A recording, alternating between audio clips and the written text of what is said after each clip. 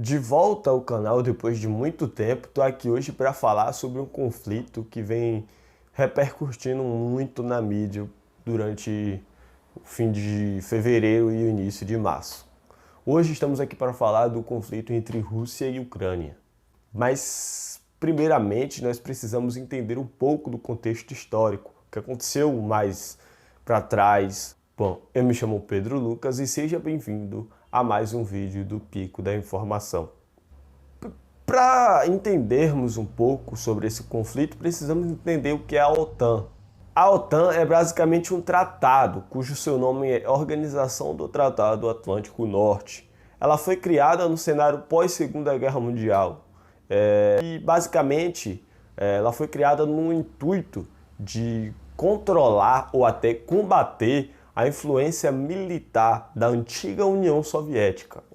Da antiga União Soviética. Desde então, foi criada a OTAN com 12 países, se eu não me engano, no ano de 1949, cujo eles eram liderados pelos Estados Unidos da América, o principal rival da União Soviética. Com o tempo, a OTAN ela veio ganhando força, ela veio virando uma pedra grande, a pedra no sapato da Rússia veio aumentando, se assim podemos dizer. A OTAN ela reuniu mais de 30 países no ano de 2022 e ela possui 30 países aliados. Inclusive, ela vinha tendo conversas com a Ucrânia.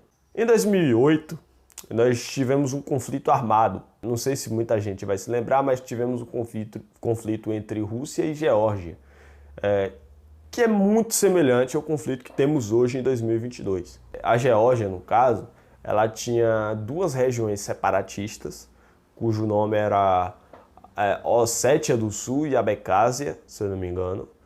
E essas duas regiões elas queriam meio que se tornar independentes, desvencilhar-se do território georgiano. E aí elas seriam financiadas, ajudadas pela Rússia. No caso, a Rússia meio que injetaria dinheiro ali. Bom, em 2014 não foi diferente. Em 2014 a OTAN começou a conversar, com a Ucrânia. A Rússia não gostou nada disso, Putin não gostou nada disso. Se sentiu ameaçado, claro, ele teria a OTAN no território vizinho a ele, no seu quintal praticamente, ele teria um membro da OTAN, que seria a Ucrânia. E a Ucrânia, como a gente sabe, ela herda características étnicas, culturais e sociais da Rússia, da ex-União Soviética. Inclusive, uma das teorias ucranianas de hoje, que não são pró-russos, eles dizem que a Ucrânia ela foi criada com esse fundamento. Ela foi criada a partir de um governo soviético com fundamentos soviéticos, com ideias soviéticas. Desde então, como eu falei, a Rússia ela se sentiu ameaçada. E aí ela foi e respondeu, tô anexando aqui agora a Crimeia. Não sei se vocês lembram, mas em 2014 a Rússia anexou a Crimeia, que era um território ucraniano. Bom, comparando, dando espaço para fazer uma comparação entre 2008 e 2014, essa guerra da Crimeia foi muito mais silenciosa, estratégica, foi meio que calmo, foi tudo calmo, tudo estratégico. Esse conflito começou quando o presidente da Ucrânia, era Viktor Yanukovych, se eu não me engano, Viktor Yanukovych, vai ficar a imagem dele aí na tela, ele foi deposto. E isso demonstrou instabilidade na Ucrânia, isso demonstrou que a Ucrânia, apesar de ser livre, apesar de ser independente, ela estava dividida. Ela estava dividida entre os apoiadores russos, que eram os pró-russos, e os apoiadores da Europa, da União Europeia, que eram os pró-Europa. Contudo, em fevereiro, se eu não me engano, dia 28 de fevereiro, a Rússia ela fez uma jogada estratégica de enviar tropas para os postos que ligavam a Crimeia e a Ucrânia e dominar essa área. E daí vem o fim desse conflito inteiro, quando 2 dias depois, o líder russo Vladimir Putin, ele meio que assinou um projeto de lei que incorporava o território da Crimeia à Federação Russa. e daí esse conflito tomou como encerrado. Daí começa todo o conflito entre Ucrânia e Rússia.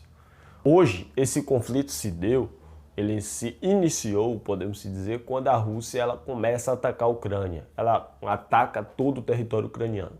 E ela alegava o mesmo papinho de antes, que a Ucrânia ela estava tendo relações com a OTAN. E isso fez com que Putin atacasse a Ucrânia.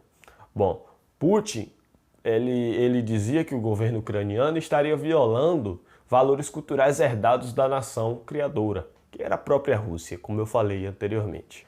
Ele diz que Zelensky, que é o presidente da Ucrânia, ele estaria infringindo os ideais russos, prejudicando os ucranianos de origem étnica russa que vivem nas regiões separatistas. Nesse caso, semelhante ao caso de 2008, nesse caso as regiões eram Donetsk e Luhansk.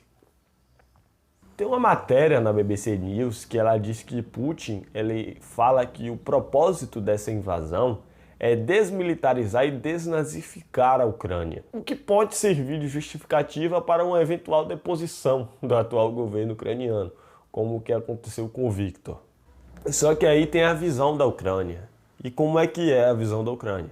A Ucrânia, por outro lado, elas enxergavam a invasão como uma tentativa da Rússia, no caso, tanto a Ucrânia quanto a OTAN enxergava isso, viu? Que a Rússia estava tentando restabelecer a zona de controle da antiga União Soviética. E para a Ucrânia, isso seria algo visto como uma afronta à soberania ucraniana.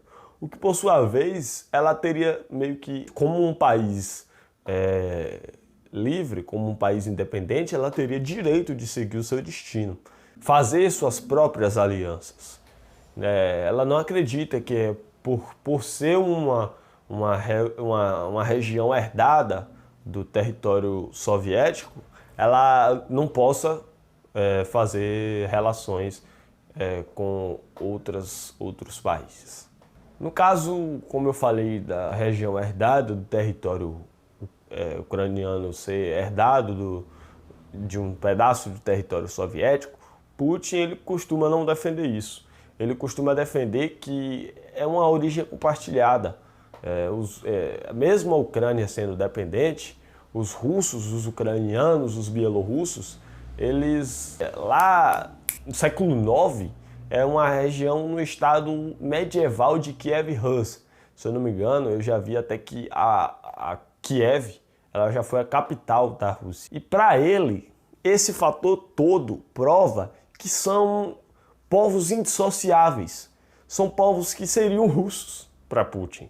Então, Putin considera os ucranianos povo russo, o povo dele. Mesmo a Ucrânia ela sendo um país independente, mesmo ela tendo se dissociado em 1240, se eu não me engano. Bom, desde que invadiu a Ucrânia em 24 de fevereiro, a Rússia ela tem sido alvo de sanções econômicas lideradas por governos de todo o mundo, inclusive dos Estados Unidos, do Reino Unido e principalmente da Europa, que se reuniu para fazer sanções contra a Rússia. Desde a tomada da maior usina nuclear da Europa, que fica na Ucrânia, isso meio que levou o presidente da Ucrânia, Zelensky, a pedir sanções mais duras contra a Rússia.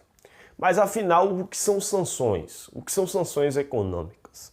As sanções elas têm o objetivo de enfraquecer economicamente uma sede, uma nação, em meio a perdas. Tá tendo perdas e aí precisa se fazer sanções contra aqueles países, já que não podem se intrometer diretamente no conflito, que é um conflito armado. Temos sanções comuns, que são as sanções econômicas de interrupção do comércio internacional. Isso significa que o país ele pode sofrer suspensão de importações, exportações, principalmente corte de linhas de créditos, o que aconteceu com o Reino Unido. Na verdade, nem foi diretamente o que aconteceu com o Reino Unido. Boris Johnson ele fez sanções a cinco bancos russos. Isso prejudica intensamente. E aí a gente pergunta como o Brasil é afetado durante tudo isso, diante a tudo isso. O Brasil ele não está envolvido diretamente na guerra, até mesmo porque ele não faz parte da OTAN e nem que fizesse parte da OTAN ele estaria envolvido diretamente na guerra. A não ser que o líder do país ele fale, ó, eu vou intervir nisso aí, mas não é o caso do Brasil. O Brasil não vai intervir nisso daí. O Brasil ele é considerado um país não armado, não fortemente armado, ele não se envolve em conflitos. A não ser que seja ameaçado, né? Seu território esteja em ameaça. Aí tem as forças armadas para defender o país, que não é o caso. Como eu disse, o Brasil ele não está ligado diretamente na guerra, mas ele pode sofrer com esse conflito, principalmente com as sanções que vai levar o preço provavelmente do combustível encarecer. Ele pode encarecer o preço do combustível, essas sanções. E isso pode ser um impacto para a nação brasileira, pode ser um impacto.